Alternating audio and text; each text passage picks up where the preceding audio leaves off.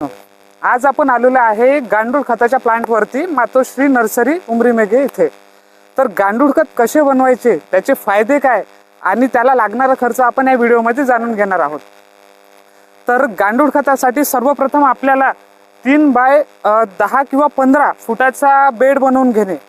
त्या बेडला खालनं छिद्र ठेवायचे यासाठी की हवा लागली पाहिजे, म्हणजे गांडूळ त्यांना श्वसन क्रियेसाठी हवा खूप गरजेची असते, जेणेकरून आपल्याला रिझल्ट म्हणजे गांडूळ खत लवकरात लवकर बनेल, म्हणजे 2 महिन्यापर्यंत बनेल। असं 3 फूट उंचीचा एक टाका बनवून त्यामध्ये शेणखत भरून घ्यायचं। त्याला आधी पाणी मारून थंड करून घ्यायचं 5 ते 6 दिवसासाठी, आणि त्यानंतर त्याच्यामध्ये गांडूळ सोडायचे। जर आपण एक्झॉटिक स्पेसिस सोडल्या तर थोडे लवकर रिझल्ट येते, पण त्यांना सावली वगैरे मेंटेन करावं लागेल आणि वरून ड्रिपर सिस्टीम लावून दररोज या पद्धतीने पाणी देण्याची सिस्टीम आपल्याला करावी लागेल। अशा पद्धतीने पण आपण गांडूळ खत तयार करू शकतो। आणि गांडूळ न वापरता कमी मेंटेनन्स मध्ये जर गांडूळ खत बनवायचे तर आपल्याकडे दुसरी पद्धत आहे, ती म्हणजे एक झायटोनिक गोदन नावाचं झायडेक्स कंपनीचं कल्चर, जे की 45 ते 60 दिवसांमध्ये शेणखताला एकदम गांडूळ खतासारखं म्हणजे नरम भुसभुशीत दुर्गंध विरहित तयार करतं। त्याची प्रक्रिया अशी आहे, 1 टन कच्च्या शेणखतासाठी 2 किलो झायटोनिक गोदानचे कल्चर घ्यायचे, त्याचं 200 लिटर पाण्यामध्ये द्रावण बनवायचं आणि ते द्रावण त्या 1 टन शेणखतावरती वरून शिंपडायचं, जवळजवळ गड्डे करून त्यामध्ये सोडायचं, जेणेकरून त्या द्रावणाने शेणखत पूर्णपणे ओलं झालं पाहिजे। नंतर 8 ते 10 दिवसाच्या अंतराने शेणखतावरती काही प्रमाणामध्ये पाणी मारायचं, जेणेकरून वापसा कंडिशन तिथे राहील।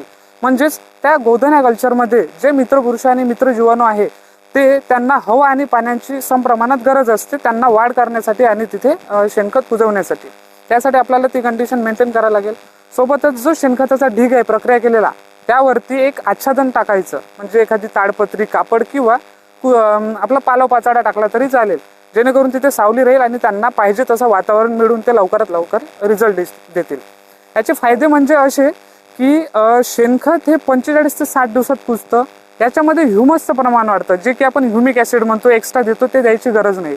सोबतच यामध्ये ऑर्गॅनिक कार्बनचे प्रमाण वाढते, जे की आपल्या जमिनीला सुपीकता वाढवणे, पिकांची जोमात वाढ होणे यासाठी काम करतं।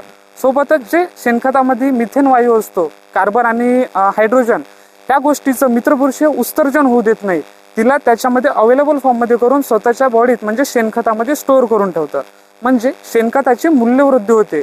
डिकम्पोजर टाकल्यास शेणखताची घसरण होते, म्हणजे कार्बन नायट्रोजन हवेत सोडतो, त्याच्यामुळे डिकम्पोजरमुळे शेणखताची मूल्यवृद्धी न होता त्याची विघटन होते। आणि झायटोनिक गोधन या कल्चरने शेणखत कुजवल्यास शेणखताचे मूल्यवृद्धी होते। याचे फायदे असे की जमिनीत टाकल्यानंतर म्हणजे रासायनिक खताचा डोस आपण जवळपास 40 ते 50% कमी करू शकतो, थेट पिकाच्या